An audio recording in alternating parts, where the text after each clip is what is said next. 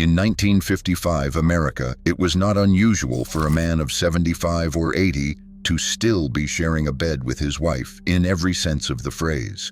He was still working a job that used his hands and his back, still walking miles a day, still genuinely interested in his marriage at an age where many of his great-grandsons today will already be scheduling appointments at telehealth clinics and ordering prescriptions through the mail. And he was doing it without help. The first erectile dysfunction pill on the planet, sildenafil, the compound that would eventually be sold under the name Viagra, was still 43 years away from FDA approval. So what did the men of post-war America have biologically that we no longer do? Take a man named Roy, who lived in a small Iowa farm town in 1955. He was 80 years old.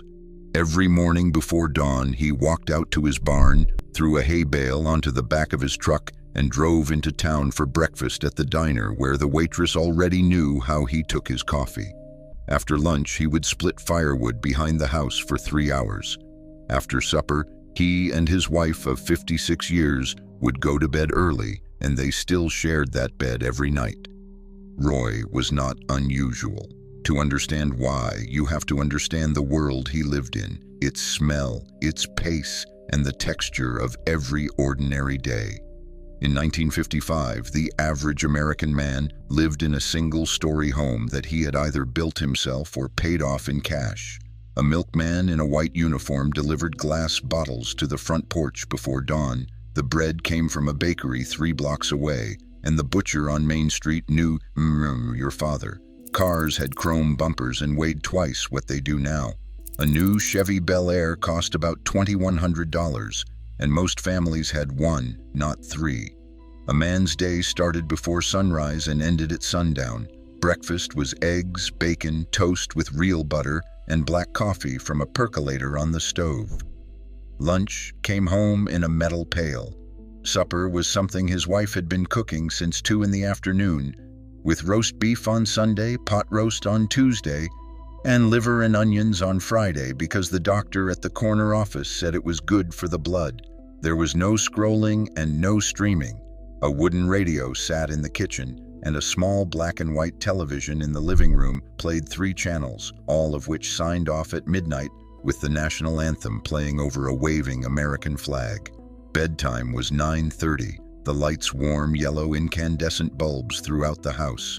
It was a quieter world and a slower one. The men who grew up inside it, the men who poured the concrete for the highways and welded the steel for the factories, were shaped by it down to the cellular level. The first thing to understand is the food. A 1955 American breakfast plate contained more saturated fat than most modern doctors would advise today. Whole eggs fried in bacon grease, buttered toast made from bread that contained 4 ingredients, whole milk in a tall glass, and sometimes a bowl of oatmeal cooked in cream. There were no seed oils because canola oil had not yet entered the American kitchen in any meaningful way. Crisco existed, but most families used butter, lard, or rendered bacon fat for almost everything. Lunch and supper followed the same pattern, with beef from the local butcher who knew which farm it came from, whole chickens with the skin still on, and pork chops with the fat still attached. A weekly meal of organ meats, often liver, was so common that women's magazines printed reminders in the food columns. Vegetables came from the backyard garden or the corner market. Fruit was seasonal, and the 1955 grocery list contained roughly a quarter of the sugar a 2025 grocery list contains. The cholesterol and heart disease scare had not yet fully taken hold in popular culture. The men of this era ate animal fats every single day of their lives, along with cholesterol and yolks every morning. Those nutrients, things like saturated fat, dietary cholesterol, zinc from red meat, vitamin A from liver, and selenium from eggs, happen to be the exact building blocks the male body uses to manufacture testosterone. This is not the whole story. Many diets of the 1950s were also high in refined white flour, sweetened breakfast cereals, and tinned meats. They were not perfect, but the foundation of the plate was whole foods made by people who lived nearby, and the building blocks for hormonal health were arriving in the body every morning without anyone needing to think about it. The second thing was movement. A factory worker in Pittsburgh in 1955 was not getting his exercise at a gym after work. His exercise was his work. He stood for 8 hours, lifted heavy things, and walked the factory floor from one shift bell to the next. When he got home, he mowed a lawn with a push mower, fixed something in the garage, and walked the neighborhood after supper while smoking a pipe and talking to whichever neighbor was sitting on his porch. A farmer in Nebraska that same year woke up and did the chores. He fed livestock, repaired fences, loaded trucks, and threw bales of hay until his back ached. By noon, he had already moved more weight than most modern gym members move in a week. Even an office worker in downtown Chicago walked to the streetcar, walked from the streetcar to the building, climbed stairs because the elevator was slow, walked to lunch at the diner 2 blocks down, and walked everywhere again on the way home. He did not own a riding mower or a leaf blower, and he raked his own leaves in the fall and shoveled his own walk in the winter. His body lived inside what scientists now call non-exercise activity thermogenesis, a constant, low-grade, all-day kind of movement. This kind of daily physical loading is one of the biggest drivers of healthy hormone levels in men. Muscle mass, mitochondrial density, insulin sensitivity, and circulating testosterone all respond to it. And the men of this era were getting it without thinking because the world around them required it. The third thing was the light. A 1955 bedroom had no glowing rectangles. There was a lamp on the nightstand switched off at bedtime. The curtains, when drawn, made the room genuinely dark. The streetlights outside were sparse and yellow, and there was no phone on the dresser, no router blinking in the hallway, and no smartwatch on the wrist. The man fell asleep in real darkness and stayed there until the rooster or the alarm clock with the 2 metal bells on top woke him at 5:30. This matters more than people realized at the time. The hormone melatonin, which governs sleep onset, is suppressed by blue and white light. Modern bedrooms are full of it, but 1955 bedrooms were not. The hormone testosterone in healthy men is largely produced during the deep stages of sleep that occur in the first half of the night. Disrupted sleep flattens that production. The men of this era were getting 8 or 9 hours of mostly uninterrupted, mostly dark sleep, anchored to the sunset and the sunrise. They were also getting an enormous amount of sunlight during the day. A farmer in summer was outside for 10 or 12 hours, a construction worker in Brooklyn for 8, and even a bank teller walked 30 minutes to work in actual daylight. Vitamin D levels in the general population in 1955 were substantially higher than they are today, and vitamin D is a precursor in the male hormonal cascade. The light coming in during the day, the darkness coming in at night, the circadian rhythm running underneath both, all of it lined up with the sun, the way human biology had been arranged for the previous 200,000 years. If you are finding this useful, take a moment to subscribe to the channel. The next videos in this series go deeper into the everyday habits of older generations, including what the women of 1955 were doing that has been almost entirely lost. The fourth thing about Roy's world is what was missing from it, not what was in it. Roy's milk came in glass, his water came from a galvanized pipe or a copper line, and his food was stored in glass jars, ceramic crocks, and waxed paper. The Tupperware revolution had only just begun in 1948, and it was nowhere near universal. Plastic food storage on the scale of a modern American kitchen did not exist yet. This matters because a class of chemicals called endocrine disruptors, including bisphenol A, phthalates, and certain pesticide residues were either not yet in widespread use or had not yet accumulated in the food and water supply. These compounds, in the modern body, weakly mimic estrogen or block the action of androgens. Their cumulative exposure in 2025 is many times higher than it was in 1955. A long-term observational study published in the Journal of Clinical Endocrinology and Metabolism in 2007 found that the average testosterone level of American men had declined by roughly 1% per year between 1987 and 2004, even after controlling for age and body weight. The men of 1955 were on the high end of that historical curve, and the men of today are on the low end. The reasons are not fully understood, but environmental exposures appear to be one of the threads. This is not a clean story. The 1950s also poured leaded gasoline into the air, sprayed DDT on suburban lawns, and lined ovens with asbestos.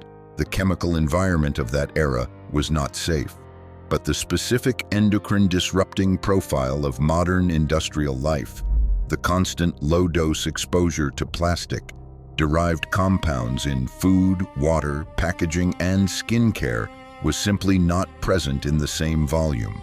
Roy's body, biochemically, was operating in a different soup. The fifth thing was the stress. A man in 1955 absolutely had stress. His son might be drafted into the Korean conflict, his farm might fail, his marriage might be unhappy. He had real stress, but the shape of his stress was different. It was acute. A storm rolled in over the cornfield, and then it rolled out. A bill came due, and a man drove into town with the cash to pay it.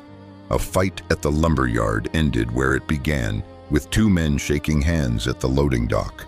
The body's cortisol response was designed for exactly this kind of pulse and recover pattern, going back to the savannah. Roy's body knew how to handle it. What Roy did not have was the modern variety of stress. He didn't have a phone in his pocket that buzzed every 4 minutes, a news cycle that ran at 4 in the morning, a work email arriving on Saturday, or a political fight in the comments section of an article he didn't even mean to read. He didn't have the slow, ambient, chronic, low-grade activation that never quite resolves. Chronic cortisol elevation does several measurable things to the male body. It suppresses testosterone, increases visceral fat, impairs sleep, and reduces libido.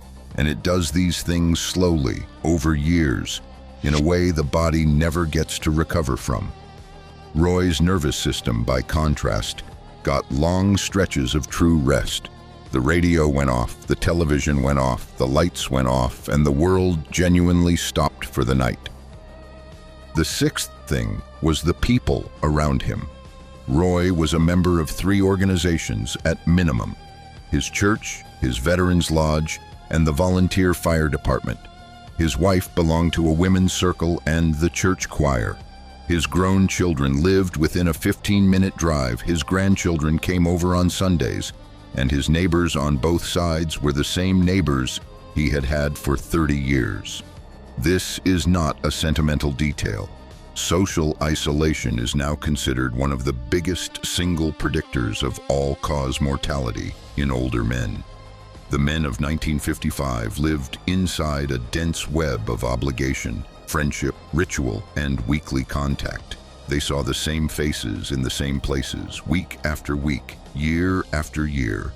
Their marriages tended to last because divorce was uncommon and impractical, which is a complicated thing in its own right. But the steady presence of a long-term partner shaped their daily lives in ways that touched everything from blood pressure to sleep quality to immune function. The loneliness data on modern American men, particularly men over 50, is grim. The data on 1955 American men, while imperfect, suggests a fundamentally different social architecture. Roy was almost never alone. Before this becomes a postcard from a vanished world, the honest reckoning. A man born in 1875 who was still alive and vigorous in 1955 was a survivor. The average male life expectancy at birth in 1900 was around 46 years. By 1950, it had climbed to about 66. The men who made it to 80 in 1955 had outlived a long list of brothers, neighbors, and classmates who died in the First World War, the 1918 flu pandemic, the Second World War, of polio, of tuberculosis, of workplace accidents in coal mines and factories, of untreated infections, and of heart attacks at 55 that nobody saw coming because the diagnostic medicine of the era was rough at best. We remember the 80-year-old splitting firewood. We forget the 80-year-old who died at 63.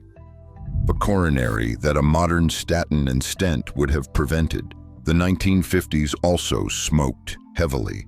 Camel and Lucky Strike were everywhere, including in doctors' offices and obstetricians' waiting rooms. Asbestos lined boilers, brakes, and ceiling tiles. Lead was in paint, in pipes, and in the air every time a car drove past.